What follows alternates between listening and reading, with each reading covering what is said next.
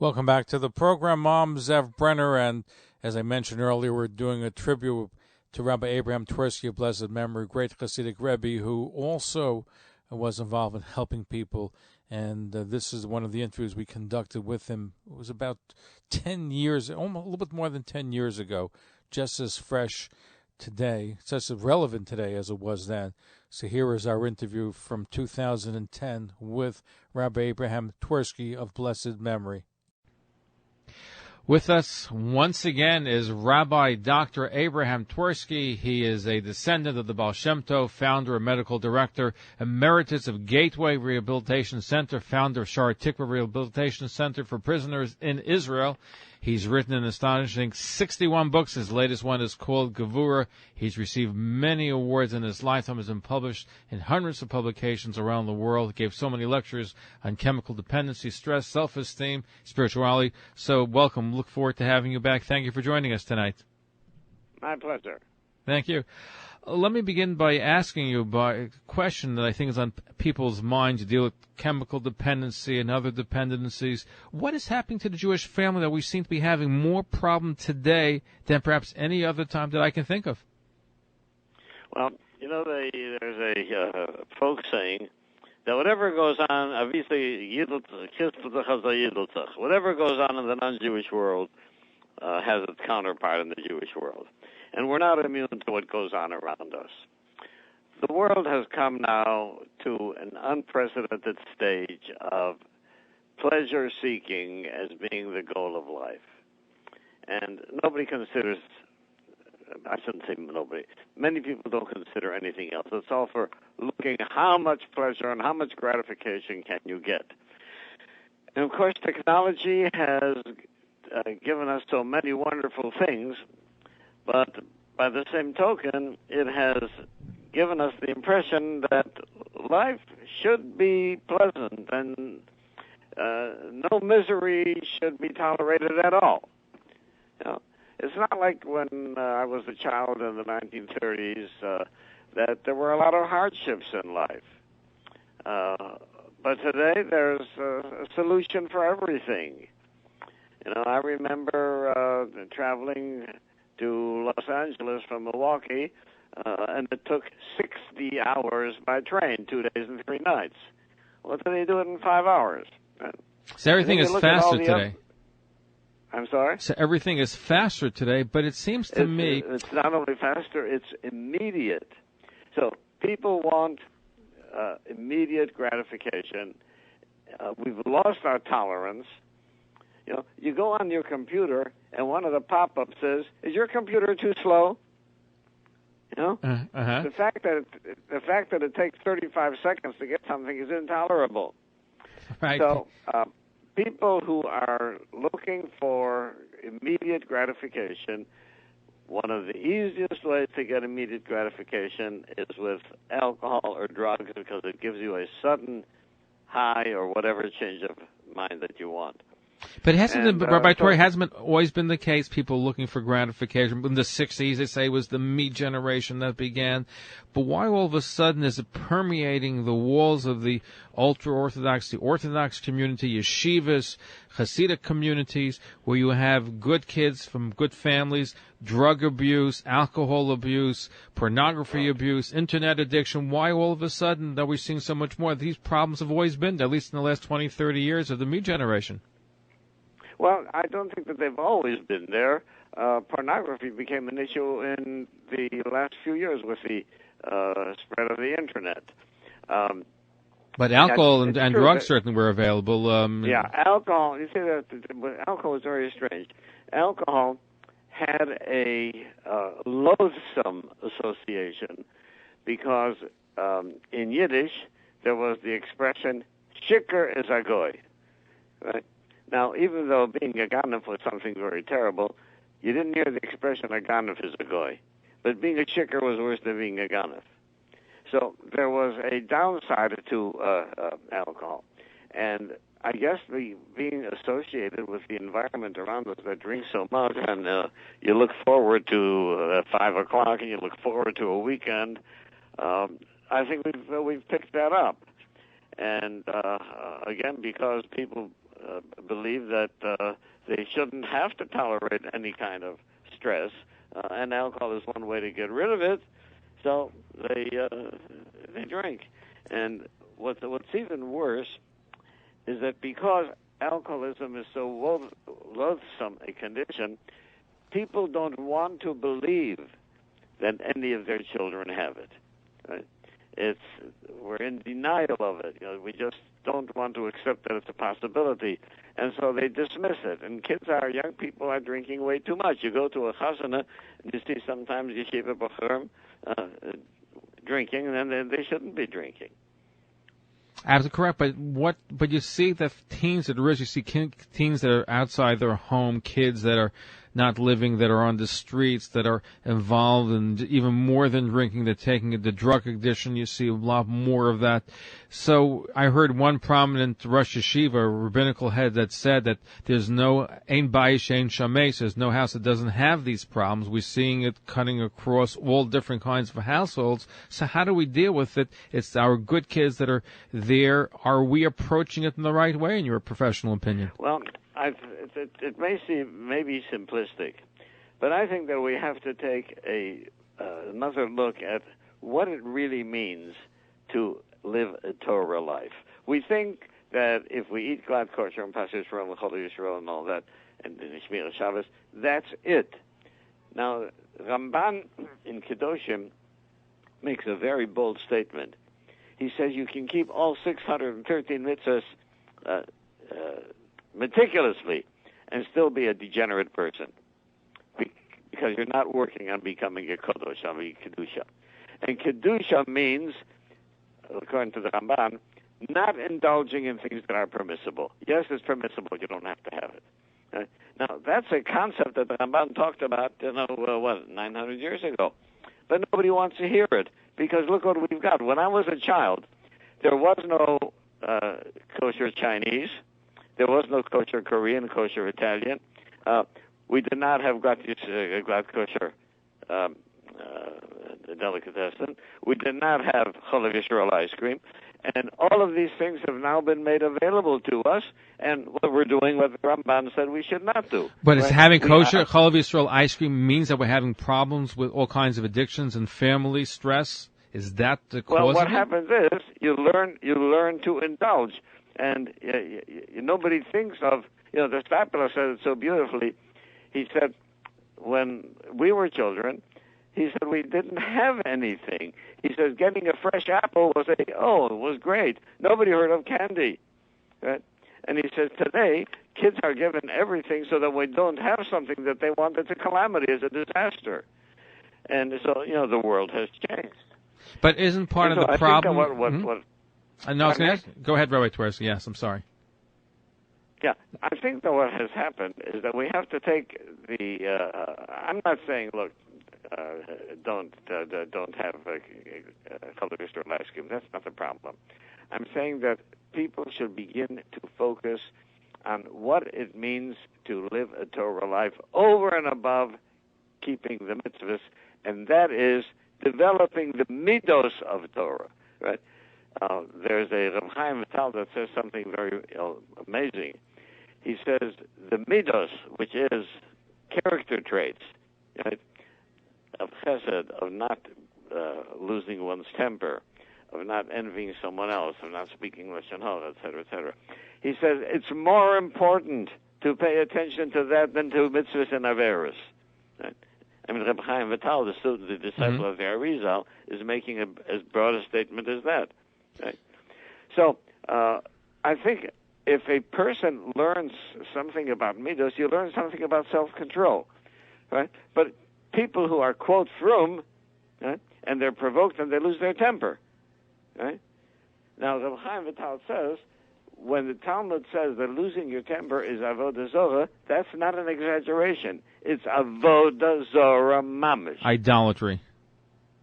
Mamish avodah zorah. But why do you suppose that's the case, Rabbi Twerski? Here you have, I think, one of the most learned generations. The parents learn, they go to yeshiva, they go to kollel, the kids also in yeshivas. So they're learning all the right stuff. So what happened to the values? Why aren't they learning these midos?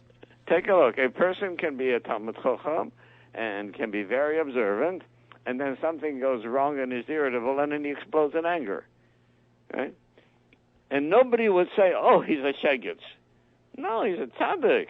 Yeah? And I say, from what Rabbi Chaim Vital says, he's as much a tzaddik as if he was eating treif. Right? So why isn't this being taught in yeshivas? I'm sorry? Why aren't these midos, these characteristics, taught to the students in yeshivas? Well, first of all, and Rabbanim speaking about it from the pulpits. All right, I do think that all of that is necessary. I think it has to be emphasized more in yeshivas. I think Rabbanim have to talk about it more. But primarily, it has to be in the home. Right? Now, something is going awfully wrong in the Jewish home, where we see that we are now dealing with an unprecedented number of failed marriages.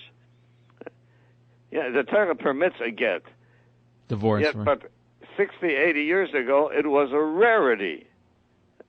And now recently, I had a question from a woman who says, I don't think I can go to a hasana anymore, because within the last year, 3 young couples that I knew very well divorced before the end of the first year.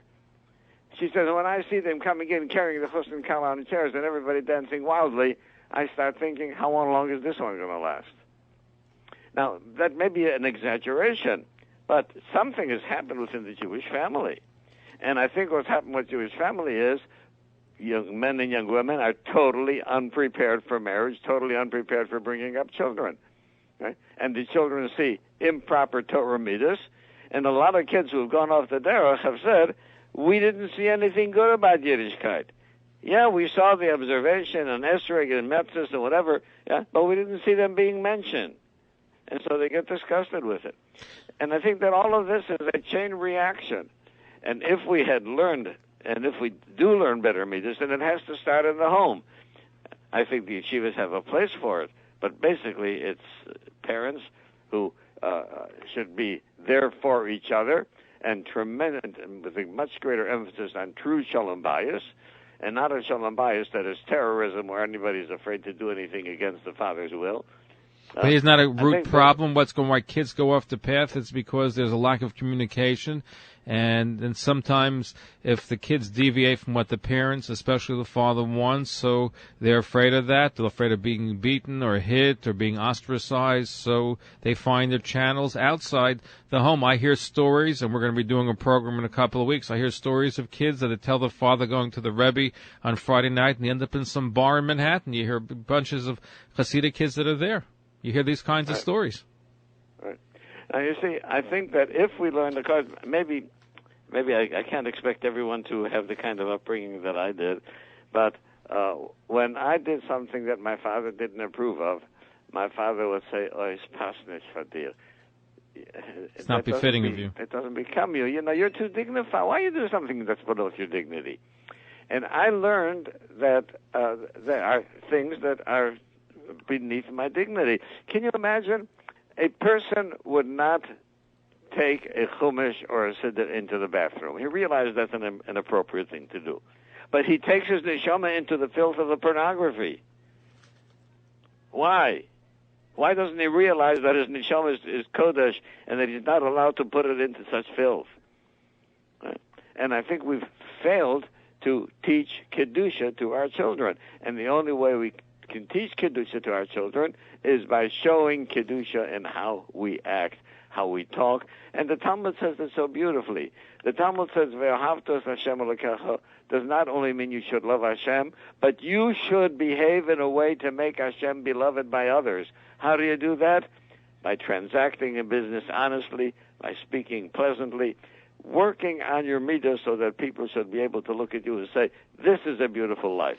But you raise an important point. It's also economically, and let's face it, we live in economically challenging times. Everybody is trying to outdo each other. Look at the weddings, and yet at the same time they can afford it less than in previous years. We can't keep up with the Cohens, but yet they borrow, they do all kinds of tricks to live up a standard that few can afford. That's also, I think, part of the problem. How do we deal with that?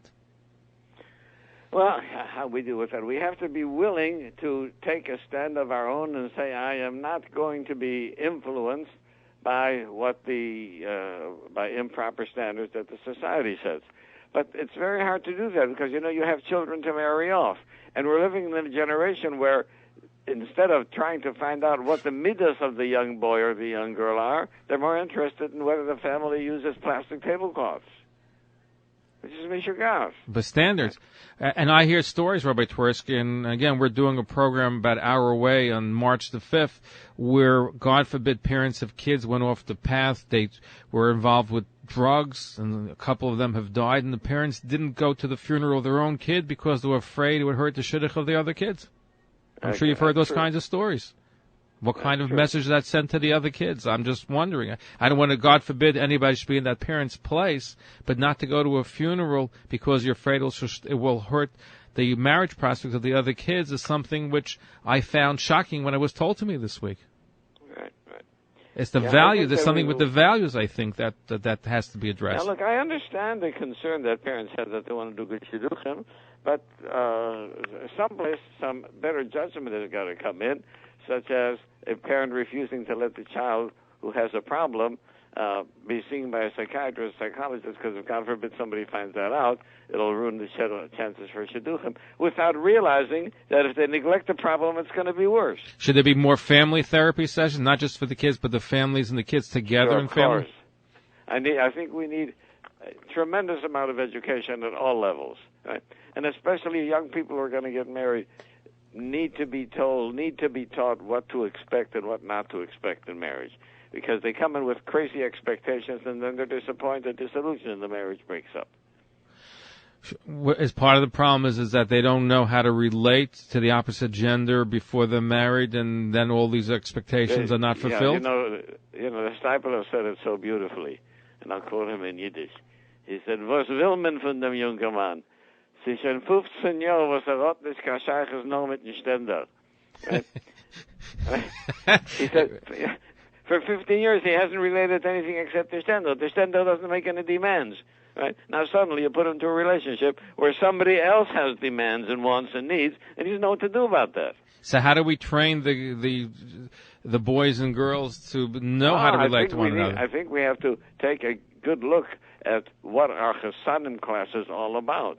I think that there are some Chassanim classes that they do teach relationships, but not too many. Right? And that's part of the problem. That's part of the problem I think has to be addressed, how to relate to one another. If you don't know how to relate, it affects not only you and your spouse, but also how you relate to your kids eventually. Right. We're speaking with Rabbi Dr. Abraham Twerski, and when we come back, we're going to continue to look at the breakdown of the Jewish family, the alcohol and other dependencies that are really wreaking havoc on the Jewish community. This show was taped about 10 to 11 years ago, and tonight we're broadcasting as a tribute to Rabbi Abraham Twerski of blessed memory, who recently passed away. And the issues that he's talking about then are still just as relevant today. We're going to be right back. Hi, this is David Gabe, and you're listening to The Zev Brenner Show. Follow us on Facebook, Twitter, and Instagram. Talkline Network Radio, America's longest-running Jewish broadcast network. The voice of the Jewish community. You're listening to Talkline with Zev Brenner, America's premier Jewish broadcast on the air since 1981. And we are presenting an interview we conducted with Rabbi Abraham Twerski of blessed memory. And we did this about 10, 11 years ago. And Rabbi Abraham Twerski is this guy of a great Hasidic family, going right back to the Baal Shem Tov, and accomplished quite a bit. And the things that he's discussed then are just as relevant today. Our guest, Rabbi Dr. Abraham Twerski, he comes from the Baal Shem Tov, in fact, a very distinguished Hasidic families, and he and his son, who we're going to be having on in just a little while, have been very much involved in dealing with all kinds of addictions afflicting the Jewish community. Rabbi Twerski, you come from a very distinguished family. I mentioned the Baal Shem Tov. You also grandson of the Bub of a Rabbi and so many other part of the Hasidic community. What do you feel could be done in the Hasidic community, and what are they doing in educating the young generations to both continue the Hasidic path but also live in the modern world, especially the workplace? It's a balancing force, and obviously there's tension involved with that, and how do we deal with it? Well, again, I think we have to take a look at what Hasidus really emphasizes, and that is character traits, development of good midos. My nephew in Milwaukee made a very beautiful statement where he said the Baal Shem Tov did not operate a clothing store, by which he meant that people put too much emphasis that Hasidus is wearing a shtreimel and a kapota. Right? Hasidus is not wearing a shtreimel and a kapota. You can be a chassid without that. Right? But so much emphasis is put on the external thing without people taking serious account about internal things changing oneself. I think Musa was not a Hasidic thing, but it was adopted now by Hasidus, and I think that we should have shiurim in Musa that are not intellectual, but someone who can teach Musa in a way that it becomes an emotional experience, that the person can feel and even have a good cry when he's learning Musa. And you don't see that happening. And meanwhile, you've got the environment out there pounding away at you with all kinds of things. The media is just full of pressure, and you've got to have this, and you've got to have that. You know, Baruch Hashem, that there are many homes in which there are not televisions, but people still have access to televisions and to the computer and to the internet, and the marketing system is so convincing. You've got to have this in order to be happy. The new gadget comes out, and you can't live without it, right? And so, you know, I have no idea about these new gadgets because I'm ignorant technologically. But people they wouldn't move without a BlackBerry or a smartphone, right? And the constant pressure that goes on with texting, right? You know, texting is I think, a very serious problem. Not that there's anything basically wrong with texting, but texting allows you to contact another person without having a face-to-face communication. Well, I say that even we have so many more ways of communicating, we're communicating less. Right. For all the things. So do you support a ban that we have, like we have, for example, the Haredi community, a ban on modern technology such as the Internet, and they want people to shun it completely, only use it for work, to protect it from its ills? Are you supportive of that? Should there be, we teach the kids more happy balance? Yeah, I think the idea behind it is well-intentioned, but I don't think it's going to work. I think that today to try and ban a computer or Internet is like trying to ban a telephone. We're at a point where they've said that within a couple of years you won't be able to write a check anymore because all transactions are going to be online. So you can't. I don't think you can beat it. So you have to find out ways in which to try, number one, to control it, and that is, for example, to get the most effective filter that you can. And secondly, to impress, as I said before, to impress people with the kind of kedusha that you're not going to put yourself into a filthy situation. Furthermore, forget about for the moment the internet pornography.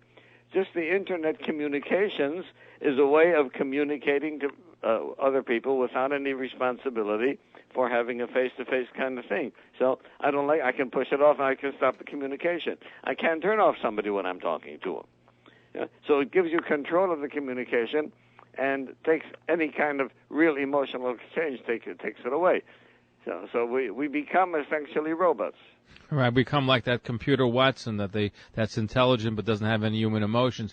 But you mentioned bands, and I know that you had given a very fascinating interview on Was is Nice, and every day we hear new bands ranging from concerts to the recent band on the site that you appeared on, Was is Nice, which happens to do a very good job in covering the news, and they cover important issues. So what's your take on bands in general, and that particular band? Do you feel it's counterproductive? What are we doing by having all these bands out there? Well, one of the ironic things is that when you ban something, you increase its popularity, right? I've sometimes said, wow, I wish I could get one of my books banned. Everybody would run to buy it. I think bans are counterproductive. I think the intention is good, but I think that they don't realize that this doesn't happen. People who never would have heard about Rosh Hashanah, once there's a ban on it, they're going to go for it.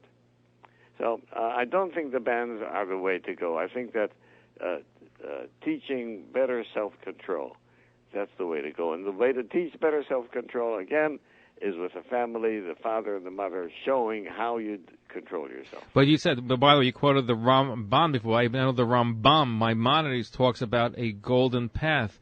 And part of being a Jew is knowing how to balance. You're supposed to carry two business cards. One says, B'shvili never olam, because of me the world is created. The other card says, nothing but dust and ashes. We have to know when to use what card. Being a Jew is balancing. It's being able to be in the middle path. And that's, I think, part of the problem. It's very delicate.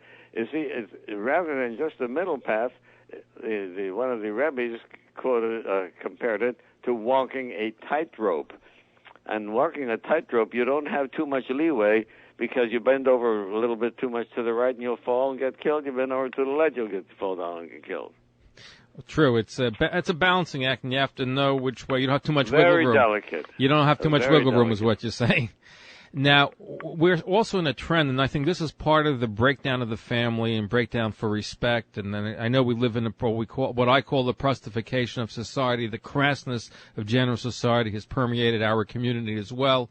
But we see when there are differences within the community on matters ranging from Erev to concerts, Rabbanim don't seem to have a formula to sit down and work out the difference between one another. So we see individual askanim activists filling the void and organizing kol kores, which is proclamations with signatures. We find that some of the disputes end up in courts. So how, in your opinion, should we deal with the great questions of the day? And what impact does it have on young people when they see their leaders are fighting amongst each other, going to court, calling themselves terrible names, and all these bans saying terrible things? What impact does this all have? Well, I think it's unfortunate that this has happened with the leadership. We say that we have to. The ideal is that we have to have a togetherness instead of this fragmentation. It's an evil. I think that the Sultan has got his way. He has, but how do we correct it? Because first of all, part one of the question is we're seeing all these differences. Should there be a mechanism? What mechanism would you recommend that we deal with these problems? Because they seem to be growing. Various groups are fighting with each other within one community, and one, especially in the Hasidic community. You find it beyond the Hasidic community as well. And even issues, Erev, you use the Erev, you're a guy. You don't use it, they call you other names. All kinds of things that are going on out there which only exasperate tensions, and I think it doesn't create a healthy atmosphere for the kids, especially when they see the leaders fighting it out in most terrible ways. Right. Look, I think that if our leadership, whatever leadership there is, we don't have any centralized leadership, but if the leadership would be more cognizant of it and get together and have respect for each other. Hillel and Shammai, Beis Hillel and Beis Shammai were as far apart as you could get. Take a look. There were certain marriage relationships which Beis Shammai said are permissible, right? And Beis Hillel said children of that relationship are mamzerim. Illegitimate. Right? Mm-hmm. So a child is born, which according to Beis Shammai is a fine, legitimate child. According to Beis Hillel is a mamzer, right? And yet the Talmud says that Beis Hillel and Beis Shammai used to intermarry. However, Beis Hillel or Beis Shammai would say to each other, no, this isn't the shidduch for you because this is not permissible according to you, right? But that didn't separate them. So that's the kind of thing that we should be aiming for, and a respect for each other's differences. But we seem to be going in the opposite direction. Unfortunately. So how do, again, it's a challenge to not you only, but to the Jewish leadership. How do we stop it? It seems to be getting worse and worse and worse. And I would suspect that young people are breaking down because they're saying there's no respect from rabbis to one another, for communities to one another. Why should I have respect for this? You find a lot of people leaving because of this and other issues. If you take a look at the last Mishnah in Sota, it describes exactly what you're describing. A total breakdown of morality, a total breakdown of respect for one another, a total breakdown of the of leadership. And they say that this is what's going to happen. The Talmud says this is what's going to happen before Mashiach comes. Well, we're ready for it. We're ready for Mashiach any day now. So that means that we just let the problem get worse until Mashiach comes? Well, we don't. I think we do what we can, but we got to realize that we're fighting an uphill battle.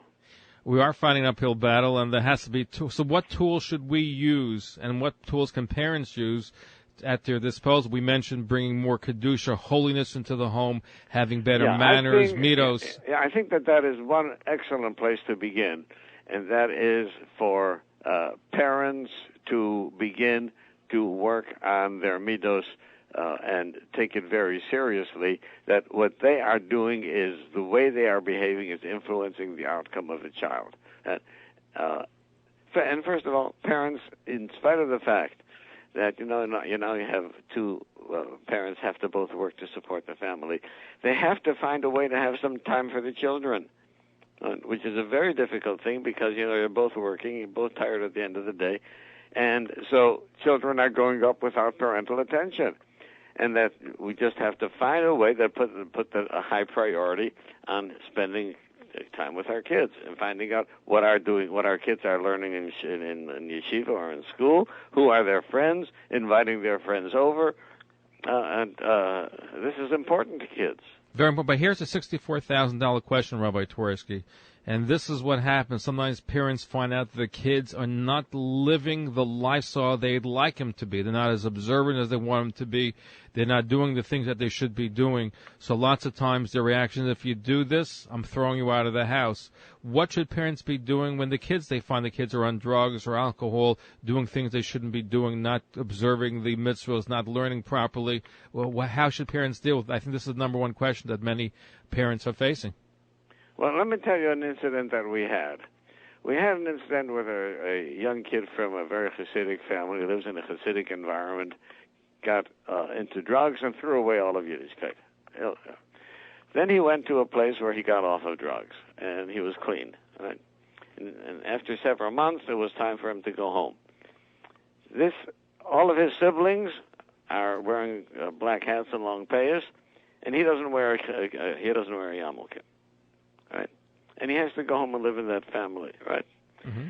And the father was saying to him, "Look, I can't expect you to be from the way I like to, but look, just at least to satisfy me, wear a yarmulke." You know what the kid said? The kid said, "I remember learning that lashon hara is equivalent to avodah zarah, gedorais, and shvichas damim, the worst three sins in the world. Right? Lashon hara is equal to those three together. It doesn't say that about wearing a yarmulke. Now, you're telling me that I must wear a yarmulke and then you can sit and talk lashon hara? Good points. What did the father answer in that case? There's no answer to that. There's no answer to that. Right? And that's why I say, if the parents learn midos, right, and really practice midos. The fact that on the receiver of the telephone you have a thing, don't talk lashon hara, isn't very effective. Right? But if we really take it seriously, right, then the kids begin to have respect for Yiddishkeit. I think that's where it's at. But I think what's important in that case, there's a dialogue. I hear it too, and I hear of parents where they have good families, chashuv are very prominent, rabbanim or people who are very knowledgeable, kids that are off the beaten track, not the way they like them, but they have love for them. And I think that's also an ingredient that I think parents have to tell the kids how much they love them, and the kids have to know that sometimes they may be off the beaten path, but the parents are there for them. If the parents are not there for them, I think creates a completely different dynamic. Right. The Baal Shem Tov said, I wish I could have the love for the greatest tzaddik that Hashem has for the worst Rasha. Right. So the fact that a child has gone off the derech is a tragedy, and the parents may have to swallow a bitter pill, but that doesn't mean that they don't love him.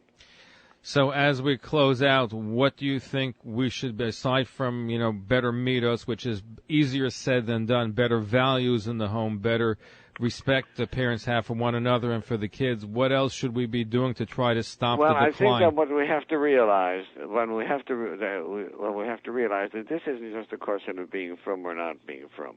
We're talking about Torah being Chaye Olam. Our life depends on it.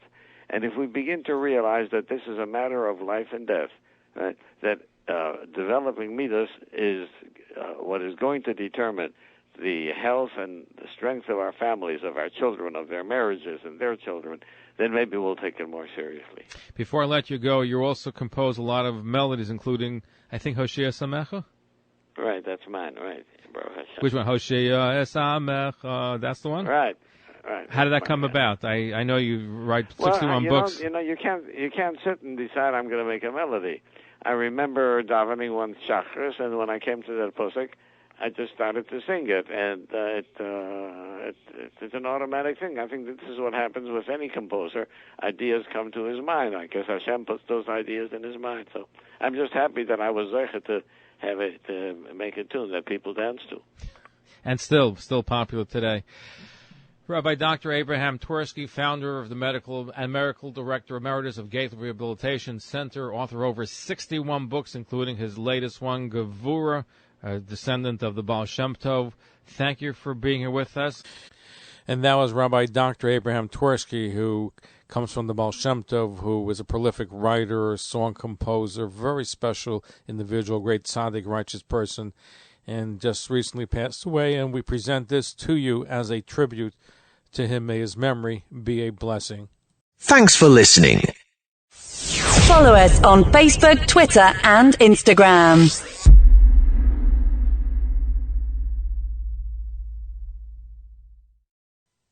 Talkline radio and TV with Zev Brenner is just phenomenal. Everybody concerned about the Jewish community should listen and watch. He has the best guests. He asks the most interesting questions. He's always so well prepared. It's talk radio and television from a Jewish point of view at its very best.